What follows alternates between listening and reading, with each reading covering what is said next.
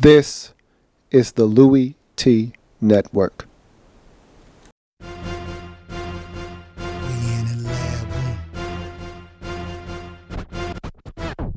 Man, I love some football. My favorite week is week 1, cause I'm watching football. But first comes the preseason, and I don't take a day off. And then it gets even better when your team makes the playoffs. 32 teams go hard for one thing. They work for one thing, that Super Bowl ring. 32 teams go hard for one thing. They work for one thing, that Super Bowl ring. Yeah.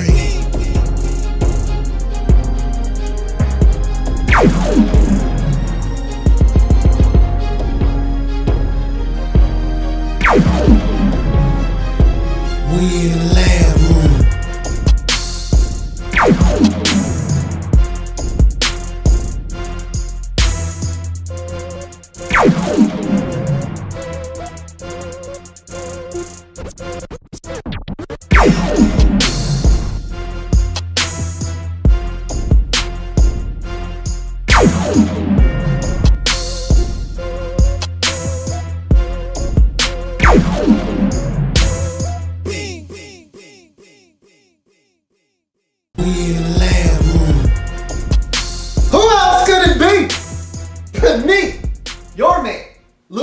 Welcome, you are in the lab room. Of course, I am your host, Lou. Thank you for joining me. Wild Card Weekend in the National Football League. Sunday football as we start off the Wild Card Weekend action on Sunday with the 4 seed in the AFC Conference, the Indianapolis Colts, taking on the 5 seed Cincinnati Bengals. This is a matchup that is a rematch of one of the regular season games between these two teams, dominated by the Indianapolis Colts. That game, to me, you throw that one out of the window. Now, there are a lot of similarities, and I talked about those on the preview for this game, that you had no young, fresh, and green, no A.J. Green in that game, no A.J. Green in this game. And they were a banged-up team then. Not a lot of Jeremy Hill in that game, not a lot of Jeremy Hill in this game. So, some similarities, but that's where the similarities end for me in that game, because the Colts are a different football team. They were dominant in that game. The defense was much better. I think earlier in the season when they met the first time, I also thought that Ahmad Bradshaw gave this running game, as he usually does, a jolt and made that running game very effective, and so he's not available out for the season. So this is a running game. They do just enough to keep this team balanced and make you bite just enough on play action fake to allow a guy like T.Y. Hilton to get deep. But for the most part, their running game is for show. It's not something that scares an opposing defense. You don't go into the game saying, we got to stop the Colts rushing attack. We got to limit this guy or that guy. You go into the game saying, we have to slow down number 12, that being Andrew Luck. And what a quarterback he is. Came into this game as the leader in touchdown passes in the regular season. So he's been hot all season long. T.Y. Hilton nursing a hamstring injury in the later portion of the season. He seems to be healthy. So they're getting all of their stuff back right around the right time. The focus for the offensive line was going to be Joe Reed's right tackle, starting for Gosher Cherilus, who is out for the rest of the season with an injury. So if you're Cincinnati, team that didn't get a lot of pressure, we talked about that in the preview, you need to generate pressure and you need to take your focus, narrow it on the right side of that Colts offensive line. For the Cincinnati Bengals, it was really simple. No A.J. Green. You're going to have to lean on the running game. You need special teams to step up and be huge for you. Don't make any mistakes. And if you could pop one with Adam Jones, that'd be nice. He's been huge for you. Leads the league in yards per return on kickoffs. If you could get 1 or 2 from him, not necessarily touchdowns, but just a big return to give you some great field position, that always helps. So we'll see what happens if you're the Cincinnati Bengals. And of course, the elephant in the room, Andy Dope Dalton. Could he stay away from the mistakes and just play some good football and give his team a chance despite only dressing 4 receivers in this game? They're banged up at that wide receiver position. No Dane Sanzenbacher No A.J. Green. Marvin Jones was gone a long time ago. This is a team hurting at wide receiver. We'll talk about that when we're breaking this game down. Let's start, though, in the first quarter. Andrew Luck moves his team down the field on the opening drive with huge contributions by Daniel Boo Herron. And I talked about him as a guy that you really don't worry about in the run game, but he was huge in the passing game. Caught a lot of passes, 10 to be exact, in this game for 85 yards. Chipped in with a couple more rushes on the ground. He did have one fumble, another one that they recovered. I don't think that was a fumble. I actually think if they needed to go to replay for that, he would have been determined to be down. But that's something that has been an issue, ball security with him. He did fumble in this game, but he's a solid guy. He doesn't scare you in the run game, but he's a solid option. Will catch it out of the backfield, as you saw in this game. And he was huge on that opening drive with a nice run, couple of catches. They get down the field, and he gets in on a 2-yard touchdown run to give the Colts an early 7-0 lead. And it's funny because the Colts won the toss, and they got the ball first. And you know how I feel about that. They didn't score on their opening possession. Didn't move the football, though. Went right around midfield. Drive stalled out, had to punt the football. Cincinnati was able to move the ball a little bit, but they had to punt as well. So, you know, I'm not a big proponent of getting the ball. There's never a situation where it's cool to get the football first. And I would explain it, but I've already done it 20,000 times. So I'm not going there. But 7-0 Indy early in the game. On their second drive, though, Cincinnati puts together an efficient 9-play, 74-yard touchdown drive capped by a 1-yard Jeremy Hill touchdown to make it 7-all in this game. The huge play on that possession, a third down catch and run by running back turn receiver in this game, Rex Burkhead. You want me to tell you someone who made themselves some money in this game? Rex Burkhead. Now, not necessarily made himself a huge amount of money, but he's made himself a very, very hot commodity in this league. I'll tell you what, if he doesn't stick with Cincinnati moving forward, I guarantee you there was a team out there watching this game that saw him catch the football. He had a reverse on the opening possession. Matter of fact, the first play of the game from scrimmage for the Cincinnati Bengals on the offensive side of things. And that was a nice gain. He showed some moves there, showed a little bit of speed to get to the outside. This catch on third down, it was up high. He had to use his hands. He extended like a receiver, then was able to make some moves and pick up more yardage after the catch.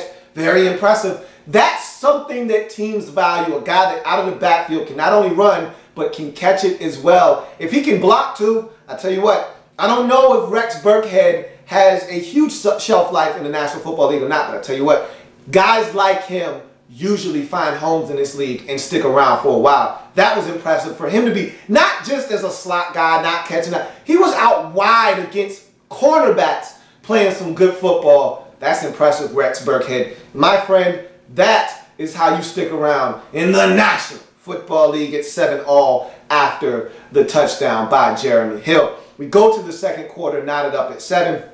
Couple of nifty catches by T.Y. Hilton on this particular drive for the Indianapolis Colts. Sets up a field goal. It is now 10-7. They talked about drop passes. T.Y. Hilton did have a couple of those in this game. But on this possession, Luck throws a beautiful ball on an out route to the sidelines, right over the defender's hand. And Hilton is able to get both feet inbounds, make a great catch. Not a concentration needed for that catch. He got it done. And then he had another catch to set them up in field goal range. And Adam Vinatieri, the ageless one, or as I like to call him, Wine, gets it done.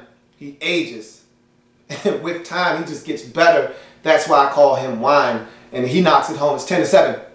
Colts in this game. 45-yard Hakeem Nicks hookup from Andrew Luck puts them in field goal range. Again, you would love to see them cash these in and turn them into touchdowns. But again, against the Cincinnati Bengals team dealing with numerous injuries, including Jermaine Gresham, one that you didn't expect them to come into this game with at the tight end position. You already have been without the services of Tyler Eifert for the majority of the season. I've talked about the receiving core and how that's been decimated.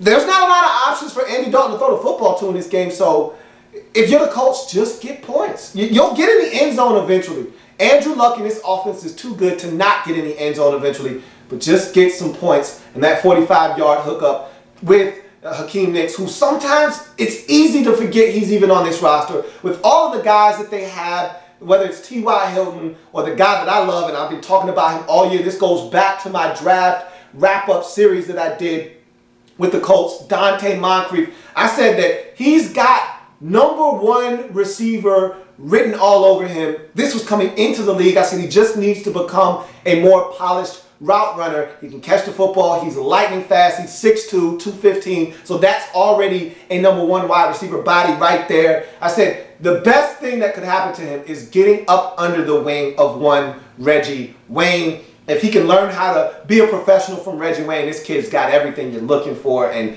you forget about Reggie Wayne sometimes because he's the old wily vet. He only had 1 catch in this game, and that was in the 4th quarter. But you also forget about Hakeem Nicks. They've got weapons, not to mention Allen and Fleener at tight end. This is a dangerous Colts offense when they're clicking on all cylinders. And at one point in this game, that's exactly what they were doing. That Hakeem Nicks catch sets up another field goal by Wine. It's now 13-7 Colts on top in this game. Colts looking for a potential knockout blow late stages of the 2nd quarter. It seems like they're starting to get into that rhythm that I just talked about. Offensively, they're moving it down the field. And I talked about Daniel Boom Herron having some ball security issues. Here it is right here. Give me those cookies. Yum, yum, eat them up. Yum, yum, eat them up. The young fella, Darquez Denard, with a beautiful play from behind, knocks the football free. He was looking for the cookies, and he found them, and he ate them up. And he puts the ball on the ground, does Daniel Boom Herron, and it's recovered by the Bengals. And they were driving where the Colts. So that was a huge turn of events. And to me, that fumble made me feel somewhat like I did again in the Saturday opening matchup with Arizona and Carolina, because I felt like Carolina dominated the first half of that game. They should have had more to show for their dominant performance, but yet they were trailing at the half 14-13. The Colts had dominated this first half, and yet after this fumble, the Cincinnati Bengals moved it down the field just enough to get off a 57-yard Mike Nugent field goal. Didn't think he was going to make it, but it hits the upright and kicks in with a kiss. And it's now 10-13 as your halftime score. And I'm saying to myself, this doesn't feel like a 13-10 game. Colts up, but that's exactly what we have. If you're Cincinnati, you go to the halftime break saying, damn, I feel good about where we are. We didn't play good enough to only be down by 3, but yet that's where we are. We got a chance, and we get the ball after halftime. I always talk about ball after half. It's a big thing, but Bengals didn't do anything with it, but it's always nice to have that in your back pocket. And so that's your score at the half, 13-10. We go to the 3rd quarter. Andrew Luck shows why he is the best young quarterback in the league. I know there's some debate. I know a lot of people like Russell Wilson. You can have him. I love what he brings to the table. I love his moxie, his poise. Russell Wilson is an outstanding young quarterback, but he's right behind Andrew Luck. This play right here, to me, personifies what Andrew Luck is and why he was a can't-miss prospect coming out of college. For the most part in this game, the Cincinnati Bengals got no pressure, which is what they do. And give credit where credit is due. The Indianapolis Colts offensive line gave Andrew Luck light years to find open targets and spread the football around. But on this particular play, he had to step up in the pocket. There was a little bit of rush from the outside. He steps up as he's about to be sacked. He's got a defender draped all over him. He uncorks a 36-yard beauty. When I say beauty, I'm talking drugstore cotton, soft, feathery touch, like a mother's bosom. Boop! Right in the hands of Dante Moncrief. And I've talked about Moncrief and his ability to get behind the defense with that speed. He gets behind the defender, but there's not a lot of margin for error. It's not like he's got 2 yards of separation. The defender is right there with Dante Moncrief, and Luck, with a defender draped all over him, on the move, rifles a 36-yard beauty. Oh my stars. That's why he had the most passing touchdowns in the league in 2014.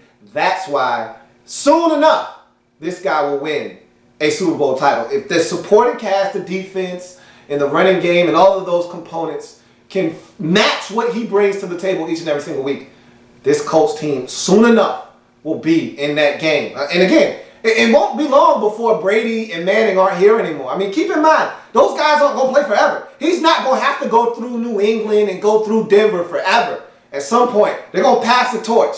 And he's going to be waiting with open arms. Hey, pass it to me. I'm open. Give me the torch. Damn, that play was beautiful.